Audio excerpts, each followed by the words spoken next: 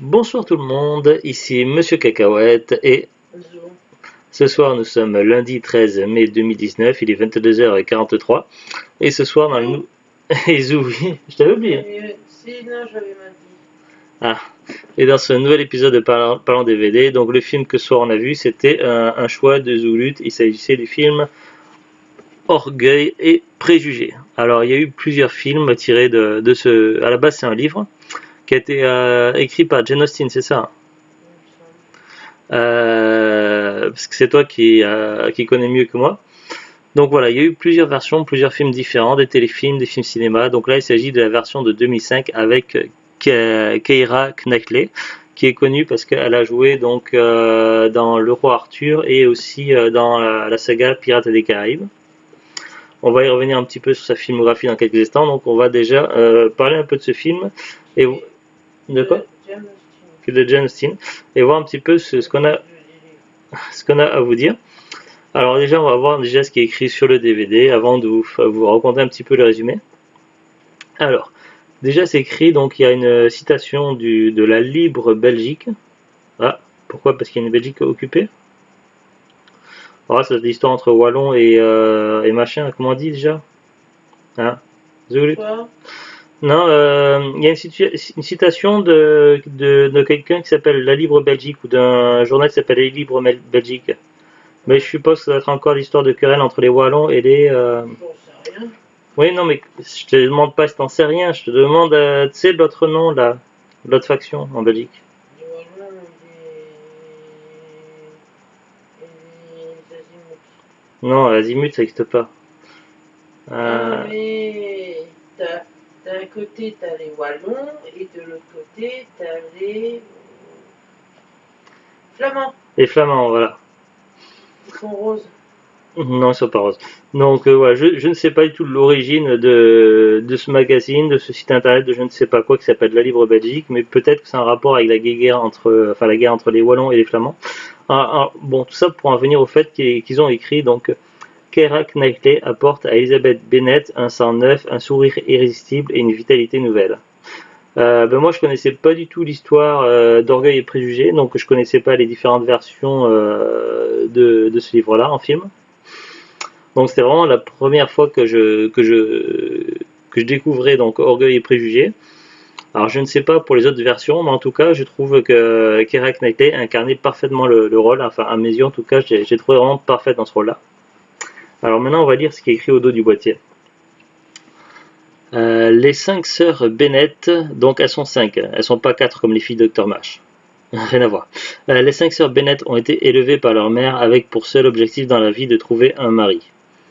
Toutefois, la deuxième en âge, Lizzie, peut penser à 100 raisons pour ne pas se marier.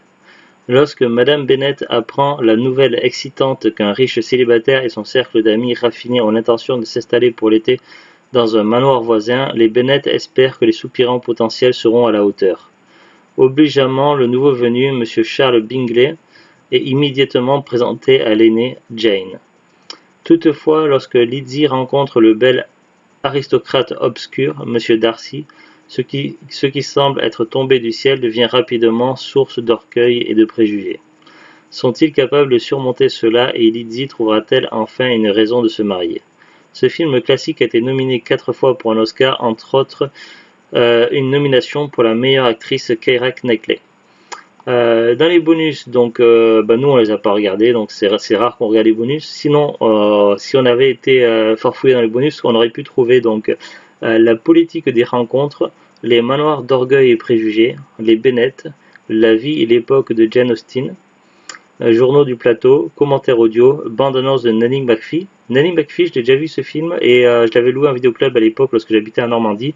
Et ce film-là n'a strictement aucun rapport avec Orgueil et Préjugés. Donc je ne vois pas trop ce que ça fait là dans les bonus, mais bon. Ensuite, Galerie du 19e siècle, arbre généalogique d'Orgueil et Préjugés. Il est possible de voir le film en anglais ou en français, donc nous on l'a vu en français, doublage français. Euh, dans le doublage français, une chose que j'ai remarqué, c'est que une des filles Bennett la plus jeune, il m'a semblé que le doublage VF était le même que celui de, pas dans tous les films, mais qui était assez fréquent. pour l'actrice Cameron Diaz. Et un doublage français que je trouve assez... enfin, ça dépend des circonstances, évidemment. Dans les comédies légères, ça passe, mais dans un film sérieux comme ce film-là, j'ai trouvé assez irritant, on va dire. Voilà, mais étant donné que le caractère du personnage en question, donc de la plus jeune fille, était également irritant et fort exubérant, donc ça collait parfaitement au personnage. Finalement, c'est bien tombé. Alors pour résumer un petit peu l'histoire, donc c'est vrai que c'est pas simple à appréhender comme ça en lisant au dos d'un boîtier. Alors déjà, ça se passe en Angleterre. Ça se passe en Angleterre, ça se passe au je sais pas combien de siècles. À moins que Zulu ça va savoir nous dire. Ça se passe à une époque donc où il y a une certaine aristocratie, donc ça doit être avant la Révolution. Certainement, donc il n'est pas question de roi ni de duc, je ne crois pas. Disons qu'il y a certains milieux qui sont plus aisés que d'autres. À cette époque-là, il y a beaucoup de préjugés et de choses qui sont mis pour écarter un petit peu. C'est vraiment à l'ancienne. La place de la femme est malheureusement donc un petit peu cloisonnée, enfin même beaucoup cloisonnée malheureusement. Ce qui fait que par exemple un cas de figure qui se présente dans leur famille, c'est-à-dire que si le père de famille venait à décéder d'une quelconque raison, au lieu que ce soit une des filles la plus aînée ou l'ensemble des filles héritent de la maison et des biens, ce serait le cousin. Alors que normalement les filles sont plus proches au niveau du lien de paternité, sont plus proches du père que le cousin. Donc ça fait partie des injustices de cette époque-là. Et le fait que évidemment donc les femmes sont ne peuvent pas jouir d'une liberté comme c'est le cas dans notre époque actuelle contemporaine, donc où elles n'ont pas toujours possibilité de prendre les décisions comme elles voudraient, où on essaie de les forcer un petit peu à aller dans un certain sens qui arrangerait la famille, avec des mariages arrangés, des choses comme ça, donc c'est vraiment pas évident. Les filles Bennett, donc 5 filles, ont des caractères différents chacune.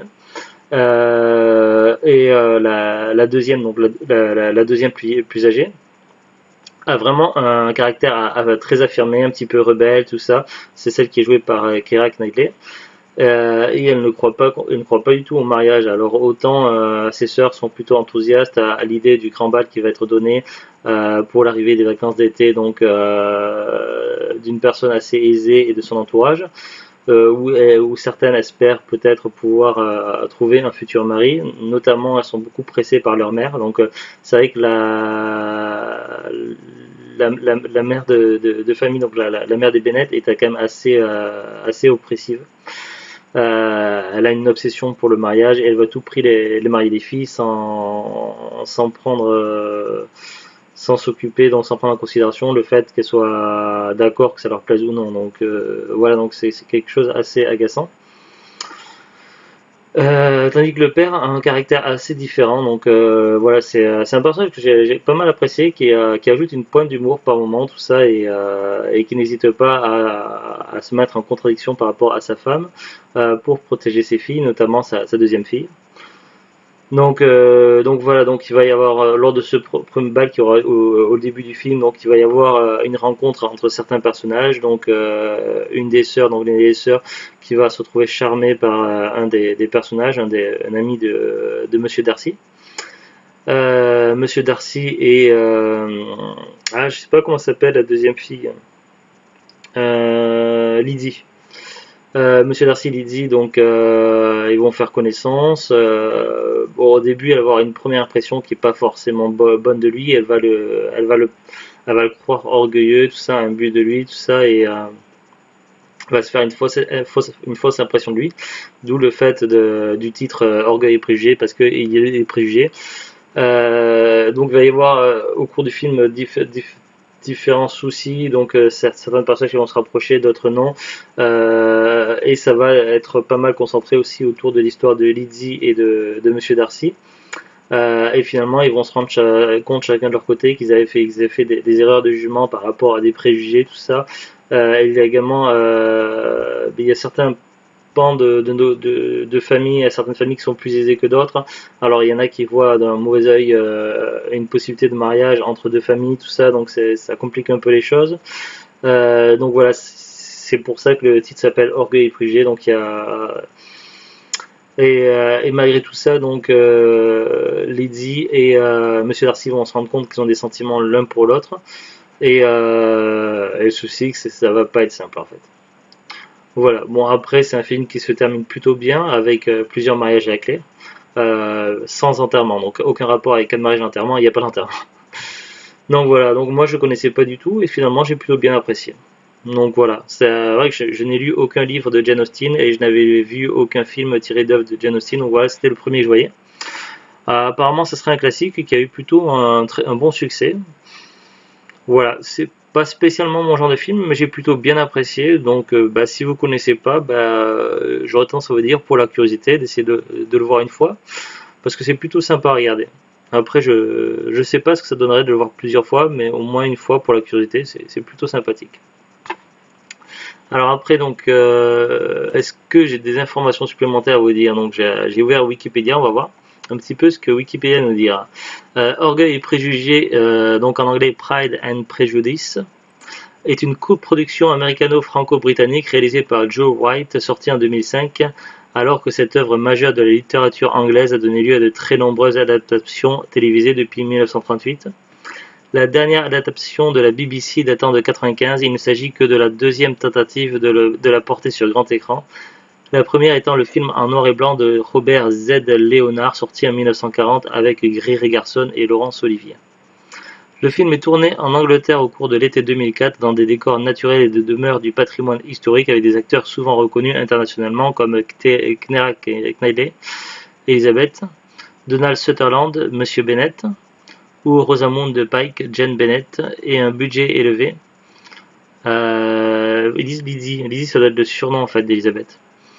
Il a su plaire à la fois aux fidèles de Jane Austen, aux amateurs de héritage film britannique et à un public beaucoup plus large et plus jeune, attiré par une histoire d'amour en costume, mais d'un réalisme plus cru, gritty réalisme, que les adaptations classiques avec des techniques de prise de vue audacieuses et un montage nerveux valorisé par le grand écran.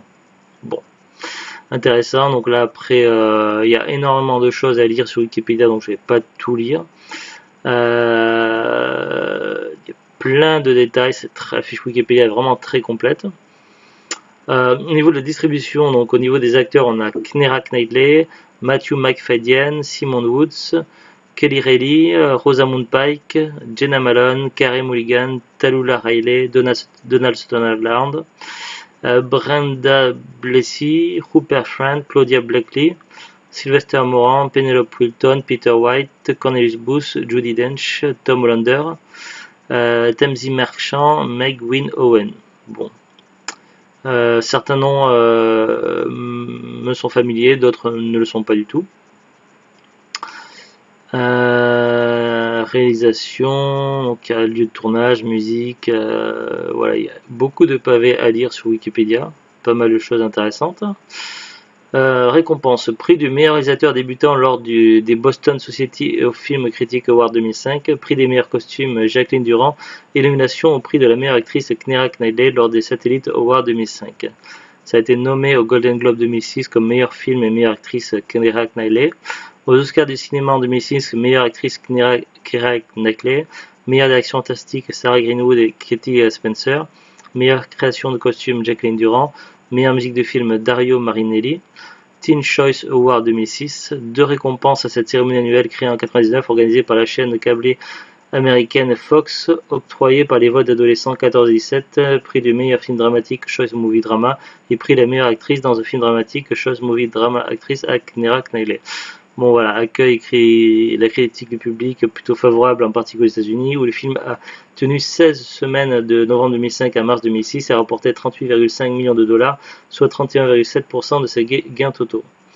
121 millions de dollars. Donc, certaines critiques soulignèrent que la durée du film, 2 heures, ne permettant pas de rendre toute la complexité du roman, il ne fait pas vraiment de l'ombre à la version télévisée de 95. Des reproches concernant essentiellement les libertés inacceptables prises avec le roman, qui font du film une adaptation plus proche d'un roman de Brontë que de Jane Austen.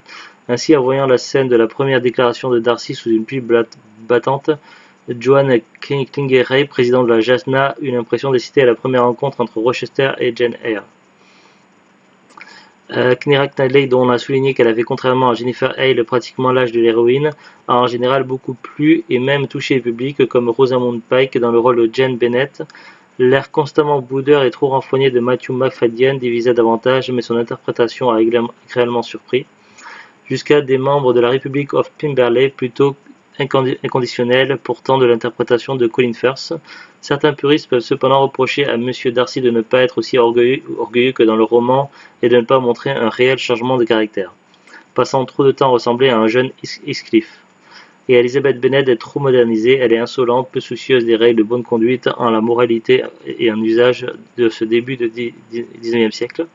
De même, alors que dans le roman, Darcy est touché par ses diverses prestations au piano, Pleasing Talks by No Means Capital, et qu'elle supporte patiemment les remarques désobligeantes de Lady Catherine dans le film, elle en joue fort mal à Rosing Park.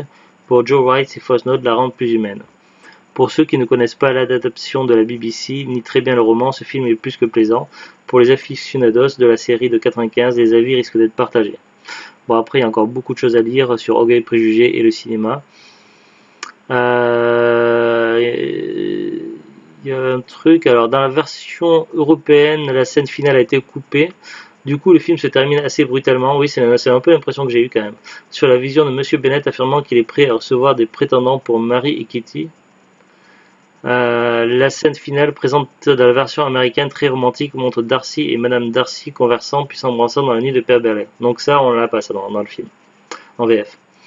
Elle a été supprimée parce qu'elle a été trouvée beaucoup trop sentimentale par les spectateurs britanniques des projections test screening. Emma Thompson, auteure de cette dernière scène, est remerciée au générique, mais non créditée pour sa participation au scénario.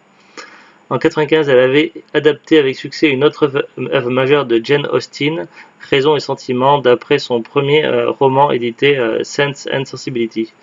Oui, donc c'était un DVD également qu'elle cherchait Zuglut de Jane Austen avec Raison et Sentiment avec la version Emma Thompson. Dans le documentaire Pride and Prejudice Revisited diffusé par la BBC le 11 septembre 2005 à l'occasion de la sortie du film, divers intervenants dont Sue Birds-Whistle, Gurinder Chadha, Andrews Davis, Deborah Moga, Claire Tomalin évoquent les précédentes adaptations du roman illustrées par des extraits. Le roman de Jane Austen a connu de nombreuses adaptations télévisées, mais il s'agit de la seconde adaptation seulement du roman pour grand écran.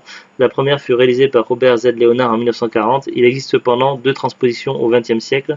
Une transposition de 2003 parmi les étudiants de l'université Brigham Young, Pride and Prejudice, Latter Day Comedy, et une transposition bollywoodienne, tout en musique, Bride and Prejudice, réalisée par Gurinder Chadha en 2004. The Glut m'a également parlé plusieurs fois de cette version bollywoodienne qu'elle aime beaucoup et qu'elle aimerait trouver un jour en DVD, qu'elle avait bien aimé. C'est celle qu'elle connaît le plus. Voilà, après il y a pas mal de choses annexes. Ouais, je pense qu'il serait intéressant peut-être que je lise un jour le livre pour voir exactement plus la complicité et l'histoire vraiment complète. Ça pourrait être intéressant. Voilà, pour revenir à certaines actrices, donc Keira Knightley, donc c'est une actrice qui doit vous dire quelque chose au niveau de son nom. Elle a fait pas mal de choses assez connues. Alors, je vais passer vite fait sur sa filmographie, sur les trucs les plus connus. Alors, elle a commencé en 95 au cinéma dans Les Péchés Mortels. Ah, elle a joué apparemment dans Star Wars épisode 1, La Menace Fantôme. Elle jouait Sabé. Alors je vois pas qui c'est Sabé. Sabé c'était peut-être la servante de Padmé Amidala, donc qui était incarnée par une autre actrice très célèbre, dont j'ai un trou de mémoire sur le coup. Keira Knightley a joué également dans Joue-la comme Beckham, Plein Gaz, The Hall, Pirates des Caraïbes, La Malédiction du Black Pearl, donc celle qui jouait Elizabeth Swann, Love Actually, Le Roi Arthur. Donc c'est dans Le Roi Arthur que j'avais découvert cette actrice-là. Elle jouait le rôle de Guenièvre. Orgueil et Préjugés, donc Pirates des Caraïbes. Reviens-moi. Après beaucoup de films que je connaissais pas, Jusqu'à ce que la fin du monde nous sépare. Celui-là on l'a en DVD mais on l'a pas encore vu. Girls Only, Pirates des Caraïbes, puis différents films, voilà, pas mal de choses. Donc elle a une filmographie assez complète. L'autre actrice, c'est une actrice qui me disait quelque chose, celle qui jouait l'aînée de la famille là chez les Bennett. Ouais, c'est ça, Bennett dans famille, ouais. Elle me disait quelque chose, la blonde, et j'étais sûr de l'avoir déjà vu quelque part par rapport à son visage, mais j'arrivais pas à mettre un nom. Alors là, c'est celle qui était jouée par Rosamund Pike. Alors je suis allé sur sa filmographie et j'ai trouvé où c'est que je l'avais vue en fait. Elle avait joué dans le film Doom, sorti la même année, en 2005. C'est pour ça qu'au niveau du visage, c'était très ressemblant parce que des fois, entre certains films joués par la même actrice ou le même acteur, il peut se passer 10-15 ans, donc le visage n'est plus tout à fait le même. Mais là, c'était deux films sortis de la même année, Doom, le film, et Orgueil et Préjugés. Donc c'est pour ça que j'étais sûr de l'avoir vu. Et dans Doom, c'est elle qui jouait la petite sœur du personnage principal en fait. Voilà, sinon elle n'a pas fait beaucoup de films, vraiment une poignée de films dans les années 2000. Après ils ont séparé les années 2010, où elle a fait un peu plus de films dans les années 2010, notamment elle a joué dans La colère des titans et dans Le dernier pub avant la fin du monde, et aussi Up and Down. Voilà. Après, si vous cherchez le DVD, donc nous, ce DVD on l'avait acheté à cash, donc je sais plus c'était quand, peut-être l'année dernière, et je ne saurais plus à quel prix, mais en général quand on achète à cash c'est à moins de 2 euros en tout cas sûr. Alors j'ai regardé sur Amazon.fr et si vous cherchez le DVD, après vous devrez, je pense que ça devrait pas être trop dur, c'est pas le genre DVD rare, donc ça devrait pas être trop dur de le trouver à cash en brocante, mais voilà, si vous voulez l'acheter sur internet, sachez que Amazon.fr le vend expédié et vendu neuf pour 7,46 €. Donc il est encore commercialisé, donc voilà, c'est pas un film rare, c'est encore trouvable.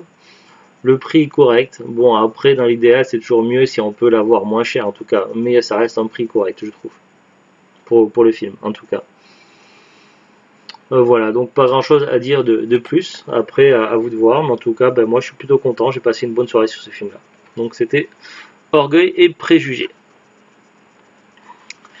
On reviendra sur Orgueil et Préjugés dans quelques temps. Donc, je ne sais pas dans combien de semaines ou dans combien de mois, mais on y reviendra parce qu'on a une autre version de Orgueil et Préjugés, une autre version dont j'ai vu la bande-annonce et qui a l'air vraiment géniale.